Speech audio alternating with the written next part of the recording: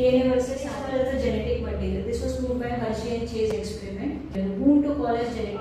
That which is more stable, deoxyribose sugar and ribose sugar. Here you have H group, here you have OH group. Because of this OH group, RNA becomes more reactive and it becomes more labile. Labile meaning what? It is degraded.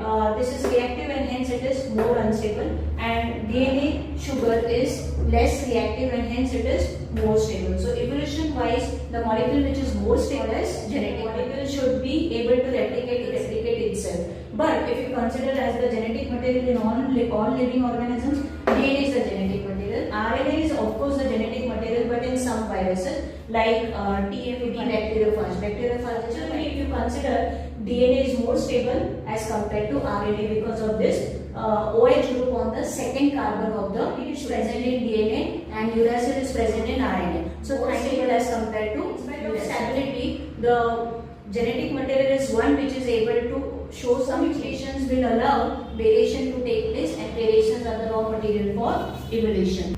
The molecule should be more stable in any stage of the life. Stage wise and physiology wise of the organism also, the genetic material should not compare DNA and RNA being more reactive, it has got catalytic function, meaning protein synthesis is possible. Now if you consider protein synthesis, we know the central dogma of molecular biology. From DNA you get mRNA, from mRNA you get proteins. That means DNA is dependent on RNA for synthesizing the proteins, but RNA is not dependent on DNA for protein adapter molecule. If you consider tRNA, then tRNA has at one side it can bind to amino acid and the anticodon side of tRNA can bind to the codons of mRNA. Hence, it adapts itself in protein. DNA slowly evolves because it is less reactive, but RNA evolves faster because it is more. It is important for heredity, but RNA is important for metabolism. DNA being double stranded, it has got less chances for changes, but RNA is single stranded and hence it is susceptible to changes. It is double stranded. If you provide heat to DNA, it will get denatured and the strands will become separated. But if you provide normal temperature, again these two strands will combine and it